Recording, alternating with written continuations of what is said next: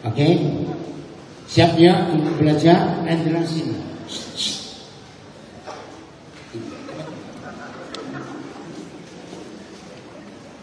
Oke. Saudara dengarkan kalimat ini. Ya, serius sekali, serius sekali. Siapa yang percaya bahwa firman Tuhan itu peraturan untuk hidup? Loh, yang lain? Saya ulangi. Siapa yang percaya firman Tuhan itu sebuah peraturan untuk mengatur hidup? Salah. Kalau cuma hidup, nggak perlu firman Tuhan. Maling aja bisa hidup. Oh nggak, amin.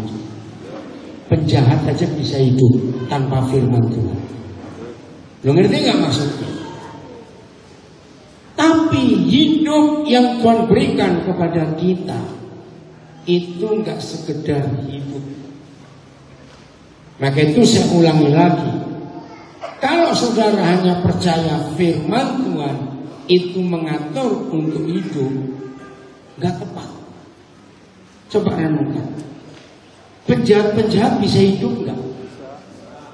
Lo jawab, iya atau tidak? Perampok, bajingan, koruptor bisa hidup. Nah, bukan hidup itu yang Tuhan janjikan kepada kita. Lalu hidup yang bagaimana? Nah, hidup yang benar. Benar, hidup yang lurus.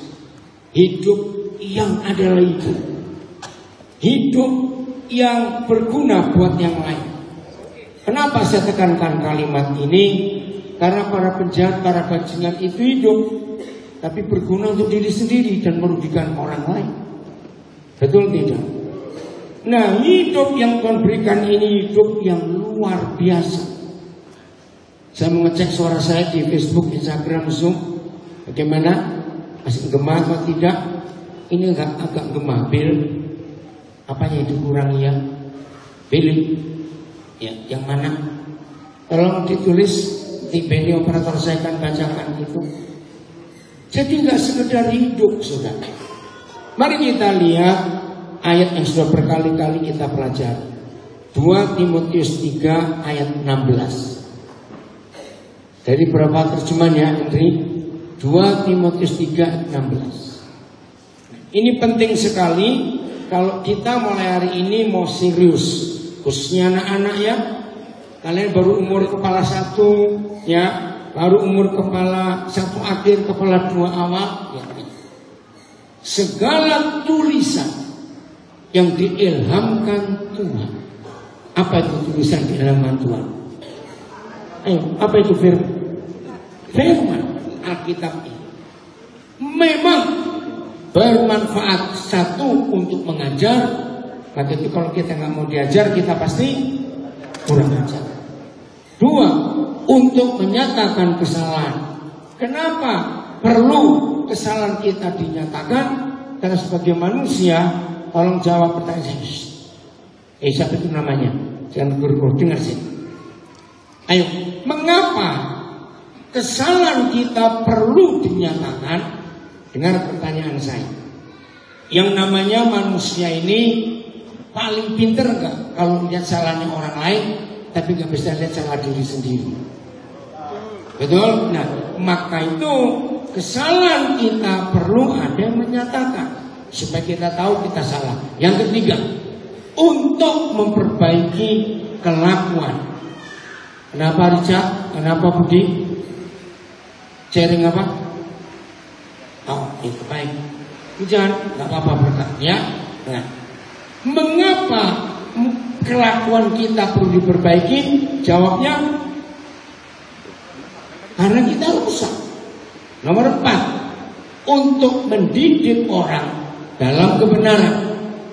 Kenapa kita perlu dididik dalam kebenaran? Jawabannya begini, sebab manusia itu nggak perlu dididik untuk berbuat jahat, dia ngerti sendiri. Betul tidak kalimat? Ini kurang ajarnya kita manusia. Untuk berbuat jahat, untuk berbuat salah, itu nggak perlu belajar. Itu otomatis sejak kita lahir kita sudah tahu yang jahat yang salah itu mana. Maka itu betapa dahsyatnya Tuhan kalau firman ini punya 4 hal yang sangat hebat. Bermanfaat untuk mengajar, bermanfaat untuk menyatakan kesalahan, bermanfaat untuk memperbaiki kelakuan, bermanfaat untuk mendidik orang dalam kebenaran. TSI-nya cepat TSI ya. Seluruh kitab suci ditulis sesuai dengan perkataan Tuhan sendiri. Dan semua tulisan itu berguna untuk mengajar, untuk menegur, untuk menunjukkan kesalahan dan mendidik kita bagaimana itu benar di mata Tuhan. Saudara, inilah manfaat firman Tuhan. Nah, saya mau tegaskan, dipersingkat. Mulai hari ini, dan ini berkali-kali kita sudah belajar. Mulai hari ini, siapapun kita yang hidup tapi masih merasa berat, hidup tapi sering ketemu jalan buntu, hidup merangkaknya itu susah, apalagi mau berjalan. Kalau merangkak saja susah, maka berjalan pun sulit. Kalau merangkak susah, berjalan sulit, mau lari nggak bisa. Berarti orang seperti ini bagaimana? Merangkak nggak bisa, jalan nggak bisa, lari nggak bisa. Berarti orang ini dalam kondisi apa? Cepat jawab. Lumpuh, nggak bisa ngapa-ngapain. Orang seperti ini selalu kalah dengan waktu. Saudara perhatikan ini baik-baik. Maka itu ini dahsyatnya firman Tuhan. Pokoknya kalau saudara dan saya mau hidup menuruti yang dituliskan Tuhan, saudara yakin hidup ini gak ada yang berat. Walaupun beban hidup makin tua usia kita, makin lanjut umur kita, secara fakta beban hidup makin berat atau tidak, itu wajar. Tetapi kalau kita hidup menuruti kebenaran ini, beban yang Tuhan berikan kepada kita, tanggung jawab yang Tuhan berikan kepada kita, itu memang harus bertambah. Tapi tidak akan kita merasa untuk berat. Saudara, itu yang saya alami dalam hidup. Saya percaya semua kita mengalami juga. Maka itu renungkan ini baik-baik. Konsep hidup dari firman Tuhan.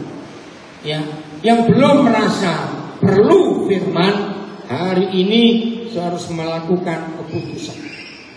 Utamakan firman lebih daripada apapun juga. Katakan amin.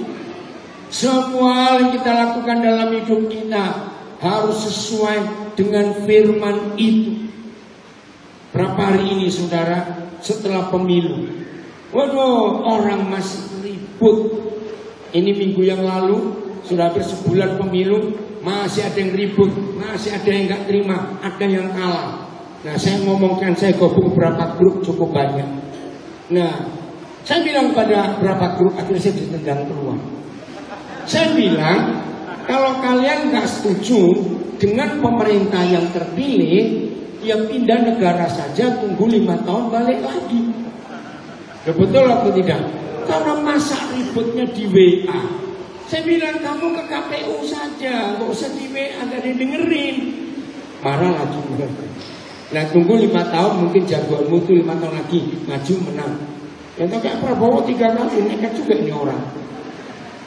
Saya ditendang keluar. Saya bilang hidup ini kalau nggak siap ikut kalah, aku bisa kalah, aku bisa menang, ya jangan hidup. Betul tidak? Ya jangan hidup. Ngapain hidup? Kalau kita maunya menang terus, enak saja. Nah, puji Tuhan.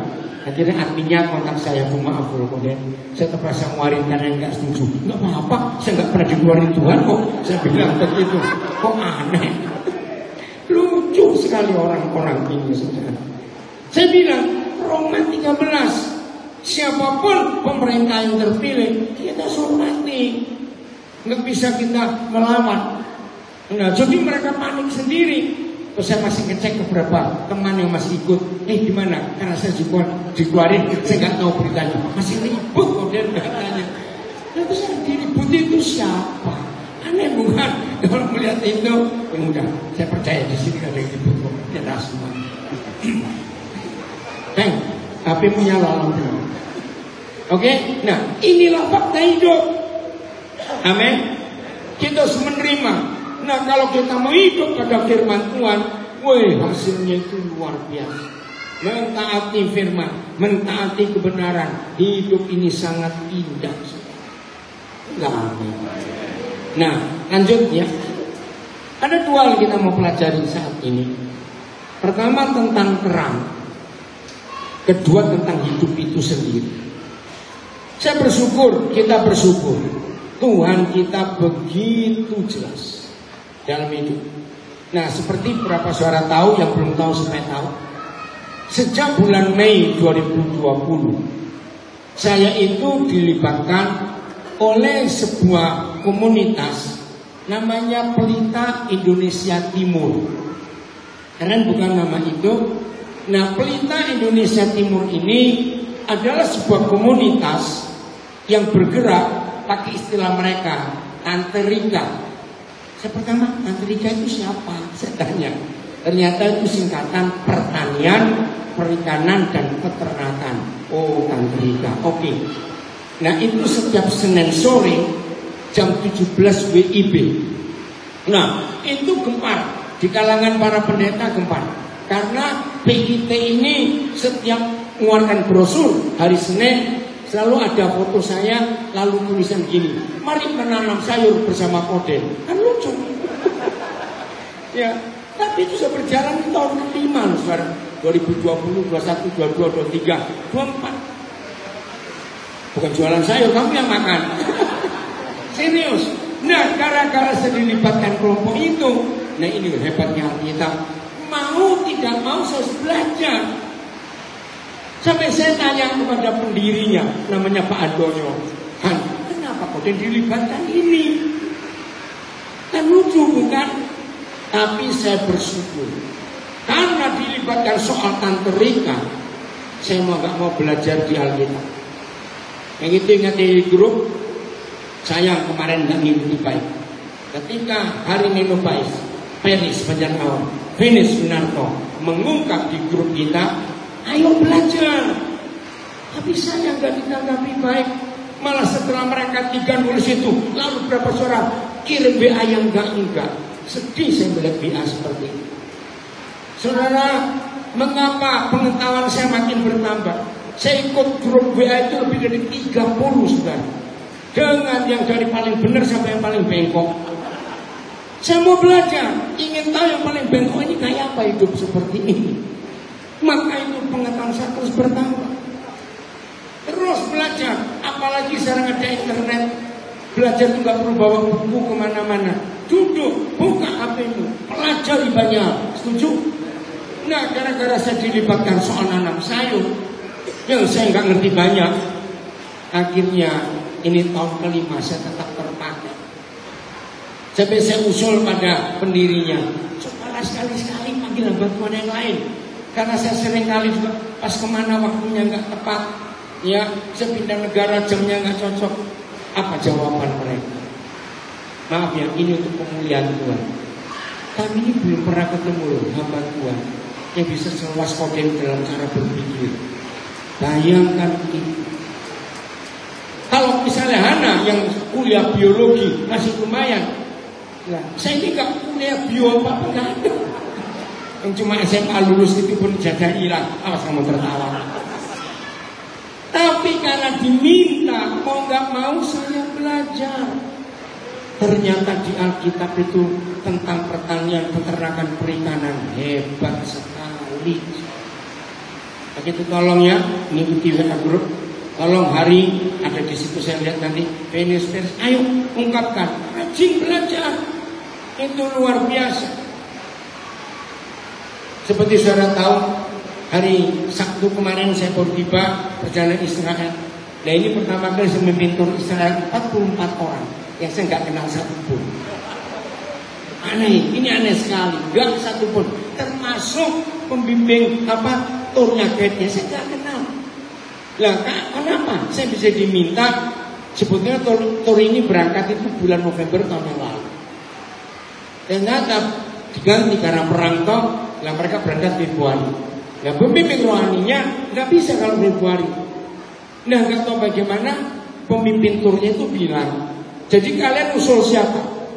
Nah ini 44 orang ini dosen-dosen teologi, gembala-gembala yang umurnya sudah di atas 50 tahunan semua. Bayangkan dosen-dosen teologi yang doktor teologi. Nah kata pemimpin turnya mereka minta Pak Dania orang Surabaya. Ya udah pas waktu saya bisa. Nah tapi karena mereka nggak bisa bayar di dua, maka itu istri saya ikut. Saudara, terus terang saya melihat tampang mereka pertama kali ketemu di Cengkareng. Wih, sangar-sangar. Nah ini teologi semua. Ya, saya ini nggak punya gelar teologi, sampai sekarang nggak pernah belajar teologi. Tapi Roh Kudus luar biasa. Saudara, pemimpin turnya itu, karena kalau tur itu saya pembimbing rohani duduk di depan bersama tur guide-nya yang kursi paling depan. Enggak, selama perjalanan kesaksiannya diantaranya berapa? Dia mengisi abuna. Abuna itu gembala dalam bahasa Arab. Abuna. Saya ini sudah puluhan kali memimpin tur ke Israel. Sudah ketemu banyak macam pendeta. Tapi abuna ini beda. Contoh. Ternyata pagi-pagi dia itu merhatikan saya. Satu. Saya nggak pernah lihat abuna buka kotak obat, minum obat ini, terus makan obat ini. Hah? Lalu yang lain bagaimana? Aduh. Pokoknya maksa habis sarapan pagi, buka kotak ini obat ini, makan semua begitu. Oh ya, terus yang kedua, dia bilang rata-rata mereka abuna begitu habis ngomong, habis makan duduk terus tidur. Nah, abun ini kok nggak tidur, malah WA terus, nggak pernah saya lihat makan obat. Maaf, dari 45 orang termasuk saya, maaf ya, saya ini pemimpinnya bilang saya yang paling kuat di antara semua. Bayangkan itu. Tapi kesan mereka semua, mereka lihat saya itu, mereka bilang saya gesit, jalannya cepat, saya nggak pernah lelet, ya memang nggak pernah. Itu jadi kesaksian. Nah di akhir perjalanan masing-masing pada tanya, saya bilang obat saya cuma satu, firman. Makan firman tiap hari pasti sehat. Gak percaya? Ya sudah. Dan itu jadi kesaksian. Nah, bahkan banyak kesaksian yang lain. Saya mau buktikan karena firman. Semua karena firman. Setuju? Maka itu kita lihat. Terang. Kejadian 1 ayat 3. Nah ini gara-gara saya diajak ke Pelita Indonesia Timur tentang Tante Rika. Ada banyak hal baru yang saya nggak pernah tahu sebelumnya dan bukan dari buku-buku. Ya, kalau saudara sempat ikut, kalau Senin sore berarti di Papua jam 19, ikuti aja, cek bagaimana Tuhan suruh saya mengajar. Berfirmanlah Tuhan, jadilah terang, lalu terang itu jadi.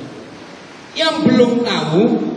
Kejadian 1 ayat 3, Papa kita tidak menciptakan langit dan bumi lagi. Tidak. Mulai ayat 3 ini Papa kita mengisi bumi. Loh kenapa perlu diisi?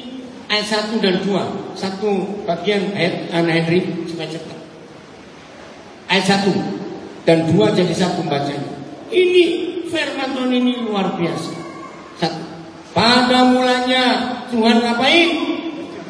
Awas bilang buat donat. Menciptakan langit dan bumi. Pertanyaannya, jadi langit bumi sudah ada belum? Jawab, sudah ada belum? Sudah. Nah saudara perhatikan, di ayat inilah dinosaurus ada.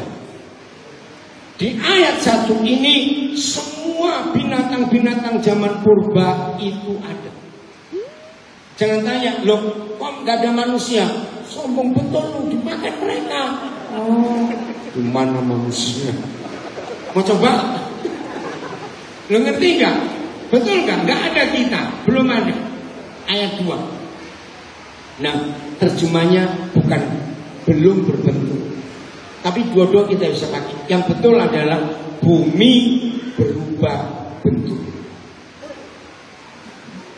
Pertanyaannya, percaya kalau papa kita buat apa-apa tidak sempurna? Dijawab, percaya kalau papa kita Yahweh itu buat apa-apa itu berubah bentuk, belum berbentuk? Jawab, kok saya ragu-ragu? Tidak. Papa kita itu sempurna, katakan amin. Gak ada pengulangan, tidak ada. Sekali dia bentuk, sekali jadi. Amin, itu papa kita kasih. Maka itu pertanyaannya, kenapa berubah bentuk? Kenapa belum berbentuk? Berarti ada yang merusak. Yang kedua, kosong. Ayo kita renungkan. Kalau segala sesuatu dari awal itu sudah kosong, kemudian tiba kita, apakah perlu kasih tahu bahwa itu kosong? Enggak. Nah ini kenapa kosong? Karena kalau Bapak buat sesuatu nggak mungkin nol, nggak mungkin kosong. Nah, yang ketiga, gelap gulita menutupi samudra raya.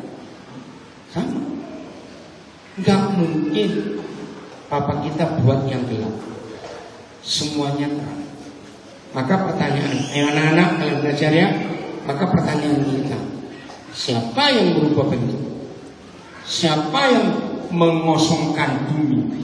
Kemana isinya? Yang ketiga, kenapa gelap? Mana terang?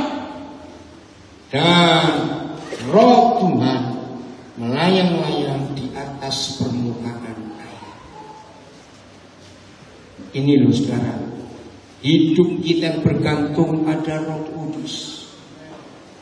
Lagi sekali hidup yang bergantung pada Roh Kudus. Di dalam kerusakan berubah bentuk, di dalam kekosongan hidup, di dalam kegelapan hidup, Roh Kudus itu luar biasa. Amin. Kita lihat Mazmur 104 ayat 30. Apa itu fungsi Roh Kudus? Coba Mazmur 104 ayat 30. Terima kasih Bapa, Engkau luar biasa. 104 ayat 30. Ya. Apabila, nah kata apabila ini menunjukkan kepastian atau tidak? Tidak. Perlu sesuatu yang terjadi baru apabila. Engkau mengirim Rohmu. Ngapain? Ayo baca dong, bisa dulu. Mereka tercipta. Ini hal yang luar biasa. Dan engkau membarui muka bumi. Terjemahan lain ya. Cepat. Terjemahan lain. Kemudian engkau mengirimkan Rohmu, maka lahirlah hidup yang baru untuk membarui semua hidup di bumi. Terjemahan apa ini? Bagus ya. Apa? Evaya. Ya, saya ulang lagi, ini bagus Evayanya. Kemudian engkau mengirimkan Rohmu, maka lahirlah hidup yang baru untuk membarui semua yang hidup di bumi ini. Jelas ya? Terjemahan yang lain lagi? PS-nya ada atau PS? Ini apa PS? Ya. Tetapi bila mereka kau beri nafas, mereka dijadikan. Engkau memberi hidup baru kepada bumi.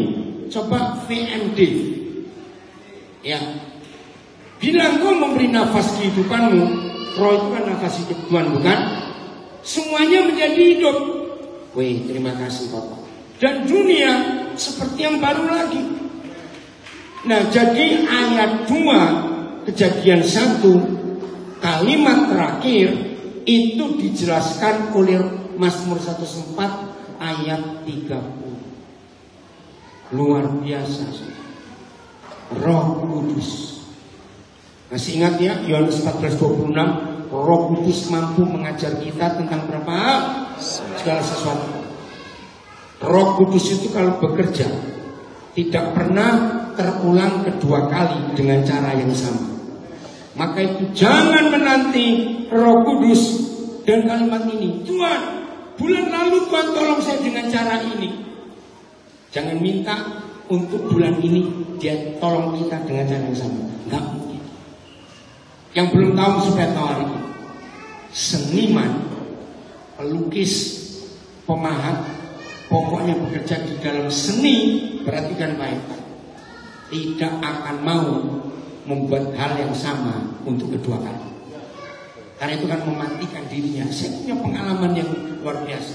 Kalau saudara pernah cari di Google, ada pelukis saya baca enggak? Dia masih hidup, bisa meninggal. Sri Hadi. Tahun 89 saya ketemu dia di Belanda. Tahun 89. Di rumah seorang teman yang saya kenal baik. Nah, dia baru cerita, Pak Pendeta, lukisan saya baru laku 4 miliar rupiah. Tahun 89.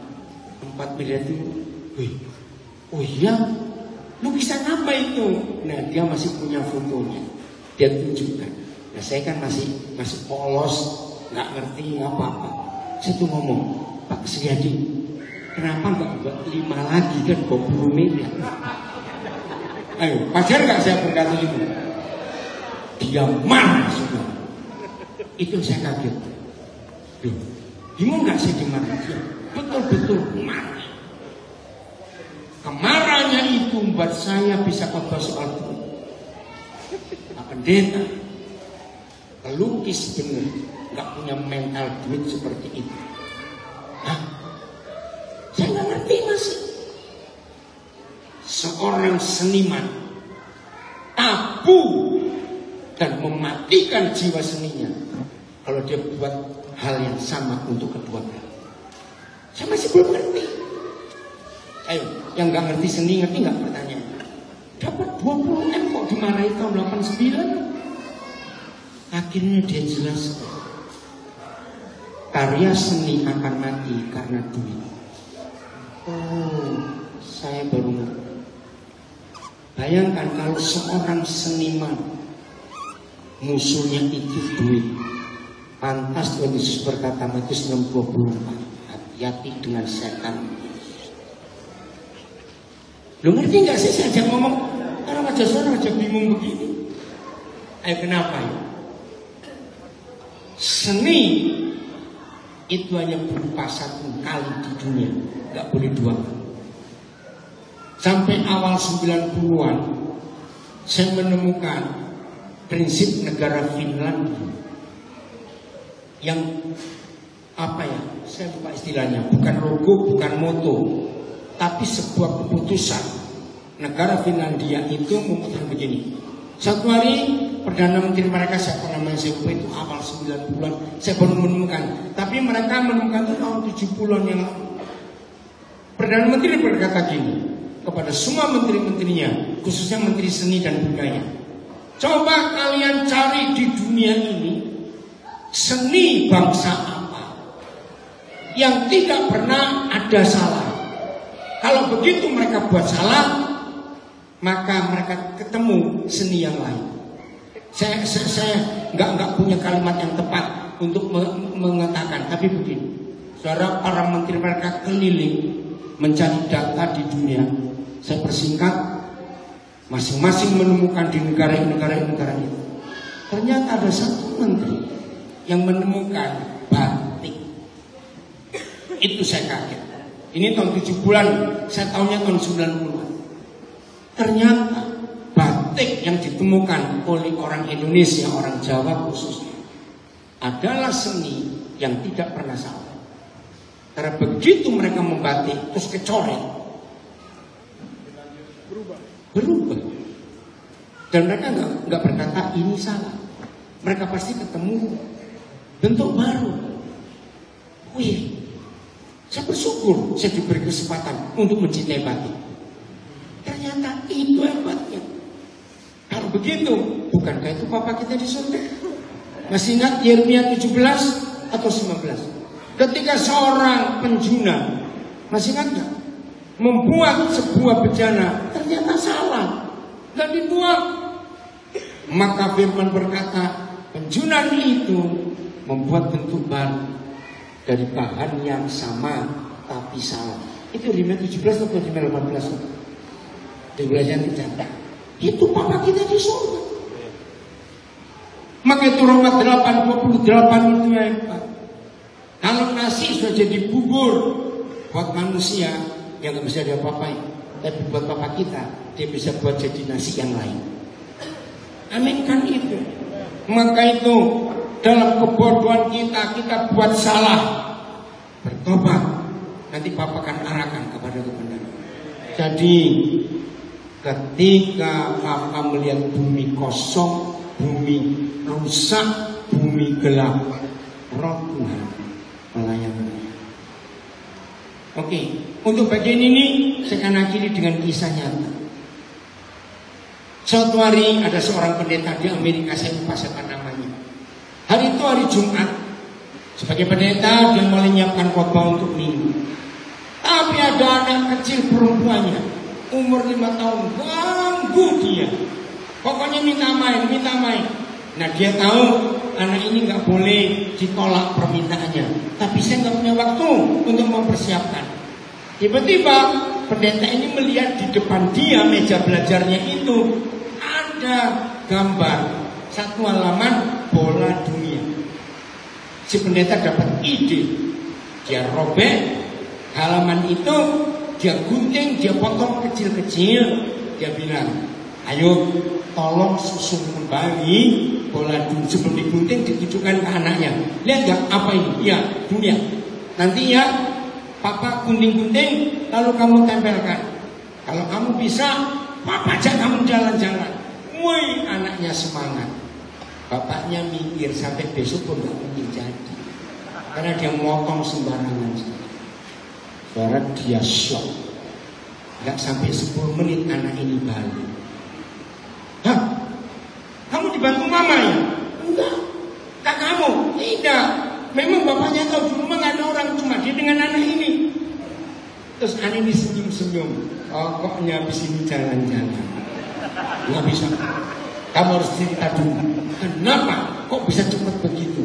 Nah, anak kecil bisa bayangkan dia balik di halaman belakang. Ternyata ada foto orang berdiri.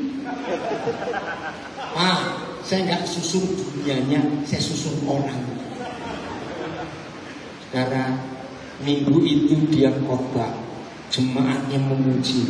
Belum pernah gembala kita khotbah sebagus. Apa yang saya pelajari? Ini aja. Mazmur 1:4 ayat 30. Perbarui manusia, maka bumi akan diperbarui. Susun kembali manusia, kembali pada ciptaan semula. Manusia itu sungguh pada segambar dengan Tuhan. Maka itu pelayanan kita lebih mengutamakan orang daripada fasilitas. Ingat itu. Kita sejak awal kita berdiri pelayanan tahun 95 yang lalu, kita nggak pernah sibuk dengan fasilitas, tapi orang yang kita pulihkan dulu. Kalau orang dipulihkan, semua akan dipulihkan. Amos, ini kamu mesti saksi. Orang luar biasa. Kemarin pertama kali saya landing di bandara baru. Keren juga Nabi ini dia. Nah terus lewat di ternyata Amos baru buka warung lagi di arah SP berapa itu Mas? SP3. Luar biasa. Sekarang warungmu berapa? Kita masuk di Enaru. Masuk. Di Nabire aja berapa kota? 2. Yang sana 1. Mau 4. Bayangkan. Saudara, kalau kita lihat hidup Amos masa itu, tahun 96, 97 Mas pertama kali ketemu. Bukan, karena 95 baru masuk musik. Kami 85 betul Mas. 93 ya, 93 ketemu Amos. Umur berapa waktu itu? 14 tahun ya. Culun betul, saudara, nggak ngerti apa-apa. Hebat, sekarang bisa kaya raya seperti itu. Nah, pulihkan manusia, maka semua akan dipulihkan juga. Karakter hidup diubahkan semua. Kita akan mengalami hal yang dahsyat dalam hidup. Maka itu yang nggak mau dipulihkan rugi hidup kita. Jelas ya? Nah, ayat 3 sekarang, pasal 1. Ketika bumi kosong, bumi berubah bentuk, bumi gelap, maka Tuhan ciptakan terang. Ayat 10. Cepat ayat 10.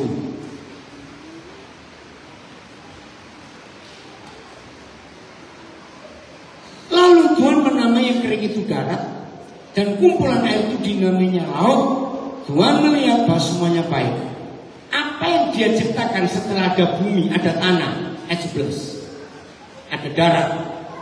Berfirmanlah Tuhan, hendaklah tanah menumbuhkan tunas-tunas muda, tumbuh-tumbuhan yang berbiji, segala jenis pohon buah-buahan yang menghasilkan buah yang berbiji, supaya ada tumbuh-tumbuhan di bumi.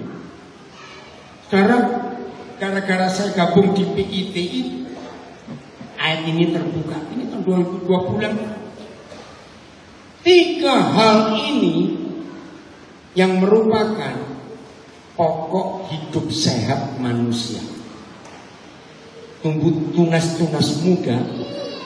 Itu kalau saudara baca terjemahan yang lain ada kata herbs. Kalau kata herbs, herba.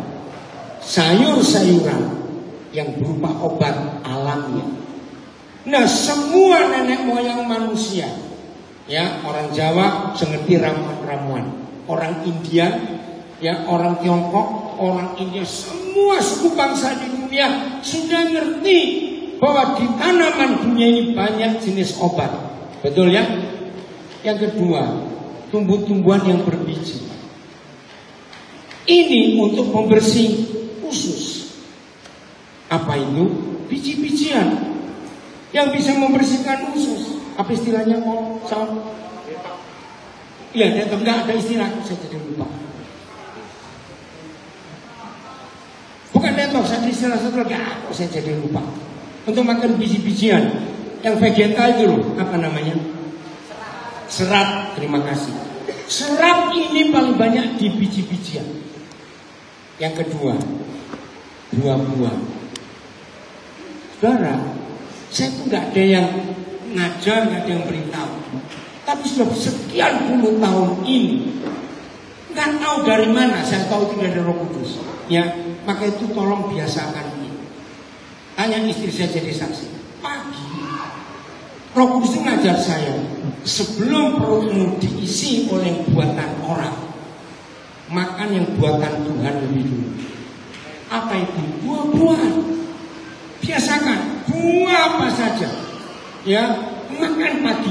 Yang paling murah lah pisang, pepaya, itu yang paling murah. Percaya saudara, kalau pagi-pagi kita makan cak kangkung, timutuan, cakalang goreng, sambal, stok, makan buah-buahan dulu, buatan Tuhan, pasti sehat. Nah, ketika perjalanan Israel banyak orang tanya. Jadi kalau Pak Pendeta nggak makan vitamin segala, makan buah. Maka itu mereka lihat kalau pas sarapan saya makan sayur, makan buah, itu nomor 1. Maka itu sehat. Apalagi yang pencernaannya terganggu, saudara BAB 2 hari sekali. Aduh, kalau itu duit lumayan kamu tabung. Itu kotoran, nggak sehat loh. Kalau 2 hari sekali BAB nggak sehat, minimal sehari itu sekali minimal. Jangan 3 kali. Lecek itu. Maaf. Terus ya minimal sehari sekali. Makan buah mulai besok ya pagi-pagi. Kita bersyukur di grup kita ini, komunitas kita ada Saul. Saul mana Saul? Tidak ada. Mana dokter ini? Yang memberi ketus paket mulai besok. Nah, pertanyaannya. Oke, ayat 30. Ayat 30 dulu ya. Cepat-cepat ayat 30. Ya.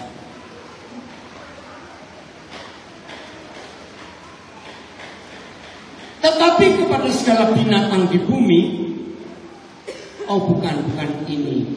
Coba 31. 31. Oh 29 kalau gitu, maaf. 29. Ya. Berfirmanlah Tuhan, lihatlah, aku memberikan kepada siapa? Manusia. Segala, baca, tumbuh-tumbuhan yang berbiji di seluruh bumi, dan segala pohon-pohonan yang buahnya berbiji. Itu akan menjadi makanan kita. Ini fiber, ini serat. Maaf, penyebab utama orang kena kanker usus. Karena makanannya daging melulu. Hati-hati yang suka daging bertobat. Kurangi kalau usia kita begitu. Jadi Tuhan letakkan makanan kita ini yang hijau-hijau, yang biji-biji supaya sehat. Bukan tembok warna hijau apa sebenarnya. Oke ya. Sekarang ayat 13. Ayat 13. Jadilah petang dan jadilah pagi, itulah hari, itulah masa ketiga. Jadi Tuhan ciptakan herbal, sayur-sayuran, buah-buahan, biji-bijian itu di masa ketiga. Ayat 14. Berfirmanlah Tuhan, jadilah apa? Benda-benda penerang pada cakrawala yang memisahkan siang dari malam. Biarlah benda-benda itu menjadi tanda yang menunjukkan masa yang tetap dan hari-hari dan tahun-tahun. Ayat 15. Cepat. Dan sebagai penerang pada cakrawala, biarlah benda-benda itu menerangi bumi. Ini apa? Matahari, bulan, bintang. Ini saya kaget. Tadi tumbuh-tumbuhan hijau, buah-buahan, biji-bijian sudah ada matahari belum? Nah, yang belajar biologi akan kaget. Dari mana fotosintesa? Dari mana memasak hijau daunnya? Klorofilnya. Saudara, ketika saya buka ini di kelompok PIT, ternyata banyak para ahli juga baru tahu. Ya dari mana? Belum ada matahari yang menentukan hijau daun itu bisa membuat tumbuh-tumbuhan hidup. Nah, sekarang kita ngerti ada terang di ayat 3. Pertanyaannya, setelah kita baca firman ini, percaya nggak kita bisa? Kenapa? Nggak kenapa, Ernest? Iya, terang Tuhan. Nah, pertanyaannya, setelah kita baca ayat ini, percaya kita bisa hidup tanpa matahari? Nah, lihat buktinya. Wahyu 21 ayat 23. Ayo cepat, Wahyu 21 ayat 23. Hebat Bapak kita ini. Maka itu waktu malam hari pun, kalau kita hidup di dalam Tuhan, kita tetap bisa beraktivitas dengan normal. Karena ada terang yang lain. Dan kota itu tidak memerlukan matahari dan tidak memerlukan bulan untuk menyinarinya. Sebab kemuliaan Tuhan meneranginya dan anak domba itu adalah lampu. Artinya di dalam kegelapan alamiah, saudara dan saya tetap hidup dalam terang. Masih ingat Yohanes 8? Akulah terang dunia. Barang siapa berjalan dalam aku, nggak akan berjalan dalam gelap, walaupun di tengah kegelapan. Hebat Tuhan kita. Terus Wahyu 22, maaf, ini tentang Yerusalem baru. Maaf kepada orang-orang Pentakosta, saya nyatakan Yerusalem baru itu bukan di surga, tapi masih di dunia. Karena masih ada kata matahari. Ya, jadi Yerusalem baru itu mulai Wahyu 21 dan Wahyu 22. Karena Wahyu 22 ayat 5. Ayat 5. Wahyu 22 ayat 5. Jadi kita punya dua macam terang ini. Dan baca, malam tidak akan ada lagi di sana. Dan mereka yaitu manusia, ngapain? Cepat. Tidak memerlukan cahaya lampu dan cahaya matahari, sebab Yahweh Tuhan akan menerangi kita dan manusia akan memerintah sebagai raja sampai selama-lamanya. Amin. Ya, tepuk tangan dong sekarang. Ini yang berkali-kali Pak Peres katakan, kerajaan. Ini hidup yang luar biasa. Saya harap ya saudara, walaupun saya tidak bisa lama dapat di Nabire, karena banyak yang memerlukan. Saya ingin setiap pribadi hidup betul-betul dalam firman ini. Setuju? Jangan bedakan, itu kan kode. Enggak, semua kita. Saya percaya saya masih bisa ketut. Bisa tanya. Percaya saya masih bisa kentut? Percaya saya masih bisa masuk angin? Ya sudah, nggak ada bedanya. Cuma bedanya saya nggak hapus baju saya. Jangan tersinggung. Bob, kenapa kenceng sekali kamu? Lu serius? Bisa berkata cukup itu enak sekali. Oke? Jadi Yerusalem baru itu masih di dunia, belum di surga. Masih ada seperti ini. Ayat 2, ayat 22. Ini bukti lain. Maka itu orang-orang Pentakosta masih ngotot Yerusalem di surga, bacakan ayat ini. Di tengah-tengah jalan kota itu, yaitu di seberang-nyeberang sungai itu, ada pohon-pohon kehidupan yang berbuah. Berarti masih ada tahun. Berarti di dunia di surga kalau masih ada tahun. Dunia. Tiap bulan sekali, setahun ini. Dan daun pohon-pohon itu dipakai untuk, nah, masa di surga ada orang sakit? Jadi ini masih di dunia. Nanti saudara dan saya yang ditetapkan jadi orang benar akan memerintah bersama dengan dia. Amin. Siap untuk masuk dalam kerajaannya. Oke. Sekarang kedua soal hidup. Saudara, ternyata dalam bahasa Yunani hidup itu ada dua. Sebetulnya 3, tapi 3 nggak begitu penting. 2. 1 zoe. Ingat kenapa Pak Edo memberi nama perusahaan air minum kita zoe? Karena ini hidup. Yang kedua itu bios. Nah, bios itu yang jadi kata biologi. Bios itu hidup yang kita alami sejak dalam kandungan sampai kita lahir. Jadi kita ini sekarang sedang hidup dengan bios. Tetapi Tuhan memberikan kita zoe. Zoe itu apa? Hidup dia. Nah, saya bersyukur kepada Bapa di sini. Banyak hal dalam Alkitab yang susah dimengerti, tetapi Roh Kudus mengajar saya, bukan dengan teologi. Kembali saya saksi ke Israel. Akhirnya banyak teologi tanya kepada saya. Sampai mereka berkata, yang benar, Pak Dene nggak pernah sekolah teologi. Nggak pernah. Ijazah saya hilang SMA, nggak bisa masuk. Jadi banyak diskusi. Nah, akhirnya mereka diam ketika saya menjawab pakai logika anak-anak Alkitab itu hidup. Sampai ini pemimpin turnya bilang belum pernah Pak Dani. Abuna, saya memimpin tur puluhan kali ke Israel. Sepanjang perjalanan di base khotbah terus. Dan ternyata itu memang permintaan mereka. Seperti saudara kenal bagaimana cara saya ngajar. Saya diminta ngajar sehari mau 10 kali, 20 kali. Saya nggak pernah kesulitan. Karena saya nggak perlu persiapan. Karena firman itu sudah hidup. Istilah dipecat hidung saya langsung keluar firman. Mau ngomong soal apa? Maaf, bukan untuk sombong. Saya ditunjukkan, cepet keluarnya firman. Nggak mungkin mana lu itu, nggak mungkin. Hebatnya firman Tuhan itu. Maka itu kalau hidup kita ini terisi dengan firman. Mau diduk, mau disenggol, mau ditonjok, yang keluar pasti firman. Ya, istilahnya masih ingat, kita bawa cangkir berisi air kopi, kesenggol dikit, yang keluar pasti kopi. Nah, itu hidup kita. Apa isi hidup ini? Oke, lihat ini masih hidup. Oke, sekarang kita lihat apa itu zoe. Begini, waktu saya masih SD, saya ini senang pelihara binatang. Ayam saya tetaskan, burung ada di sarang saya jagain, ya di pohon yang ditanam papa saya. Lalu saya punya ikan, ya ikan yang black molly, ikan yang kecil-kecil itu ikan saya ternak. Nah, suatu hari saudara, ada seekor ikan yang saya suka, warnanya bagus.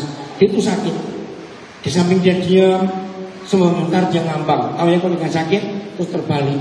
Aduh, bagaimana? Nah, zaman itu nggak mungkin saya bawa ke dokter hewan. Uangnya siapa? Dalam hati, bagaimana ikan saya bisa nolong kamu? Saya nggak bisa tanya, kamu itu kenapa? Saya masih kecil bisa punya ide seperti itu. Ya, anak-anak kecil, Brian, Isan, siapa saja, ajari anak-anaknya untuk mikir. Tiba-tiba ide saya begini. Aduh, seandainya saya punya hidupnya ikan, maka saya bisa tinggal dalam air. Ngerti gak logika itu? Bisa saya ngerti tidak? Betul? Kalau saya bisa punya hidupnya ikan, maka saya bisa masuk ke kolam ini, lalu saya tanya, kamu tuh sakit apa? Kamu tuh kena apa? Saya nggak bisa. Nah, ternyata setelah jadi hamba Tuhan, bicara soal Yesus mati buat kita, karena dia memakai hidup kita, saya baru ngerti. Yohanes 17 ayat 3. Inilah Zoe. Zoe itu ternyata hidup yang kekal, hidupnya Tuhan sendiri. Maka itu kalau selama di dunia kita nggak punya Zoe, maka suatu hari seorang pulang ke surga pasti nggak betah. Kok beda hidupnya? Terus orang minta balik ke dunia lagi. Zoe itu bisa kita pakai mulai hari ini. Katakan amin semua. Inilah Zoe itu. Saya ganti langsung. Yaitu, baca ganti kita. Mereka ganti kita. Yaitu bahwa kita mengenal Yesus. Mengenal Tuhan. Satu-satunya Tuhan yang benar, dan mengenal Yesus Kristus yang telah Bapa utus. Inilah satu-satunya definisi hidup yang kekal. Inilah satu-satunya definisi Zoe. Bukan karena kita rajin doa puasa, bukan kita hafal ribuan ayat, tidak. Mengenal Bapa dan mengenal Tuhan Yesus. Aminkan ini semua. Bagaimana cara kita mengenal dia? Bergaul dengan dia. Dalam segala segi hal kehidupan kita, kita bergaul dengan dia. Serius. Akan luar biasa kalau kita bergaul dengan dia. Ini kesaksian lagi. Kami harus, ini pertama kali saya ke kota Muscat. Itu ibu kotanya kerajaan Islam Oman. Saya belum pernah, ya. Nah, waktu kami mau balik ke Indonesia, transitnya itu 4 jam lebih. Nah, jam pertama saya sudah lewati. Saya kok ingin kopi, itu tengah malam itu, jam 1 lewat, berarti subuh. Nah, ada 3 kafe. Itu kebiasaan saya. Untuk apa aja saya tanya, Bapak saya milih kafe yang mana dari 3 ini? Tunjukkan yang pinggir. Oke. Ternyata yang melayani itu orang Filipina, namanya Servi. Saya tergerak untuk cerita. Seperti saudara tahu, saya senang menjalin persahabatan. Ngomong-ngomong, ternyata dia senang ketemu saya orang Indonesia. Saya mau kembali ke Bali nanti bulan Oktober. Tapi saya nggak tahu mungkin oke. Ini nomor HP saya. Sebelum berangkat kontak saya. Nanti saya akan tolong. Carikan hotel yang cukup baik tapi murah. Carikan apa transportasi. Benar itu, betul. Bagaimana? Ya pakai bahasa Inggris. Bapak berkenan, saya nggak mau. Saya pasti akan tolong. Waduh, dia senang sekali sekarang. Nah, sudah. Akhirnya saya bayar. Saya kembali ke grup. Nah, saya melihat ini orang Indonesia. Kemana-mana pasti bawa nikap itu misalnya. Nikap mau yang apa istilahnya? Pokmi. Bawa. Terus saya dilihat, lah ini kok dikeluarin semua kenapa? Mau cari air panas, mau nggak ada. Nah, di situ ada tapi suruh bayar. Kami nggak punya uang dinar ini. Oke, tunggu ya. Saya balik ke Serbi. Serbi, boleh nggak minta air panas? Oh boleh, nggak apa-apa. Nah rupanya dia tahu orang Indonesia. Mie instan ya. Iya, kok kamu tahu? Sudah biasa itu. Akhirnya saya balik. Saya kaget. Ada 30 orang minta air panas semua. Dan ada berapa orang bawa 2 untuk suami istri. Saya bilang, tunggu, saya tanya lagi. Oke, kalau saya bayar pun bayar karena saya ada uang juga. Saudara, hanya gara-gara nanya soal kembali 50 kak lebih diisi air panas soalnya nggak banyak. Ternyata itu jadi kesaksian lagi. Ini ketoridernya bingung. Belum pernah saya ketemu pendeta kayak Daniel ini bilang, kok cepat sekali punya sahabat, punya teman. Nah saya bilang, itu ajaran Tuhan Yesus. Amin. Belajar saya yang mana? Wih, mereka terima kasih. Ada yang sudah 3 kali ke Israel. Kita juga belum pernah saya dapat seperti ini sebelumnya. Hidup yang dikuasai Roh itu luar biasa. Zoe yang kita terima itu nggak berhenti sampai di kita saja. Yohanes 10 ayat 10 kata yang terakhir. Yohanes 10 ayat 10. Ya. Ya. Eris nanti siap itu, finish siap nanti ceritakan sesuatu, lanjutkan ini ya. Penjuru nggak usah dibaca lah, biarin aja. Aku datang, baca, supaya kita mempunyai Zoe.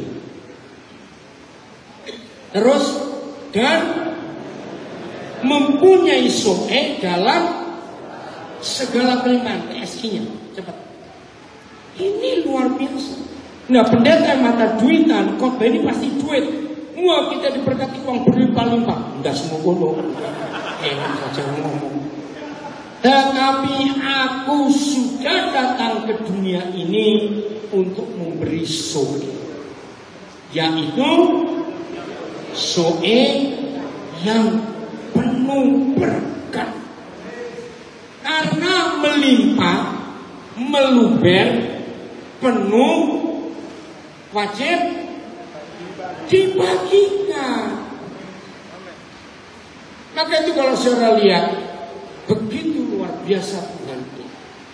Dalam hidup saya ini cerita, jangan mikir macam-macam. Sampai Pak Edi bilang, ya sudah itu waktunya. Saudara, selama perjalanan itu saya lelah sekali. Harus ngurusin orang, sharing, tiap pagi mesti bangun pagi untuk jalan semuanya itu. Nah kemarin begitu tiba, setelah beres-beres, saya masuk kamar jam 15.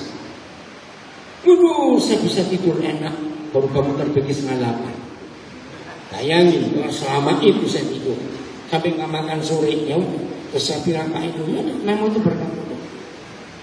Jadi saya bisa, hidup saya bisa dinikmati oleh banyak. Maka itu bersyukur punya istri yang luar biasa. Coba kalau saya punya istri kayak perempuan penunjuk duluan terus kerjanya, saya mati muda, betul-betul. Betul? Ini istri yang hebat. Kita belum menikah, cari istri yang bisa diajak miskin, kau pasti panjang umur. Jangan cari istri kalau nggak budak Itali jerawatan. Aduh, bangkrut kamu nanti. Maaf. Jangan usah tolak-tolak, sini semua. Terus kalau nggak pakai sepatu Jerman candengan, aduh, repot sekali. Istri seperti ini. Oke ya, nah inilah Zoe. Instagramnya habis, sudah kamu ganti. Oke, IG-nya itu cuma 60 menit, jadi harus ganti. Jelas ya? Ada yang Instagram, ayo gabung lagi. Dan ini luar biasa. Hidup yang bios itu nggak bisa berlimpah. Renungkan. Hidup yang secara biologi itu nggak bisa berlimpah. Kenapa? Cepat jawab.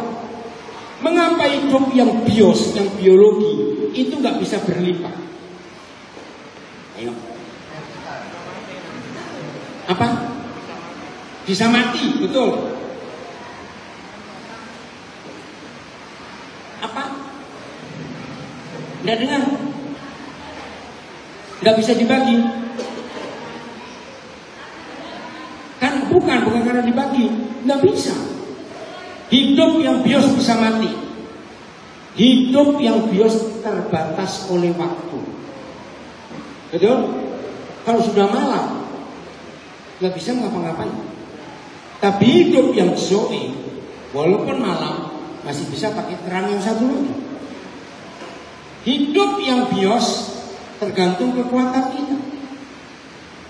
Semua terbatas hidup yang bios ini. Tapi di dalam hidup yang bios biologi ini ada Zoe yang luar biasa. Maka itu nggak ada alasan kita berkata aku nggak bisa. Maka itu lagi sekali yang masih hidup begitu susah untuk merangkak, apalagi mau berjalan, apalagi mau berlari, bertobatlah. Pulihkan dirimu dengan mencintai firman. Berkali-kali saya bilang, pada mulanya adalah firman. Yohanes 1:1. Pada mulanya bukan uang, firman. Kalau kita mencari firman, cara hidup ini luar biasa. kalau saya sebut lagi 4 janda di antara kita, dari Yulin, Ibet, Santi, lalu Endang.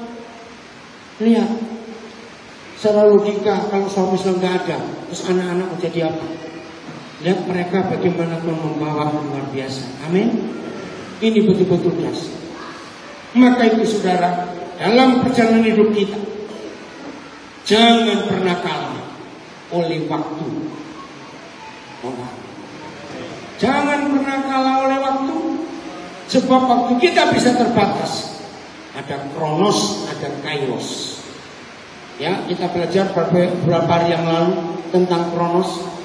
Kalau saudara mengikuti khotbah saya hari Minggu sore di Bandung, itu bicara manusia dan waktu, saudara pelajari, itu luar biasa.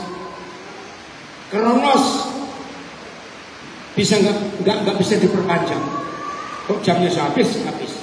Tapi hidup di dalam kairos, waktunya Tuhan, itu namanya kesempatan. Hidup ini akan luar biasa.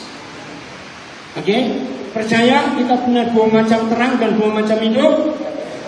Pilih yang tepat. Kapan kita pakai terangnya Tuhan, kapan pakai terangnya matahari, kapan kita pakai zoe, kapan kita pakai bios. Akan luar biasa.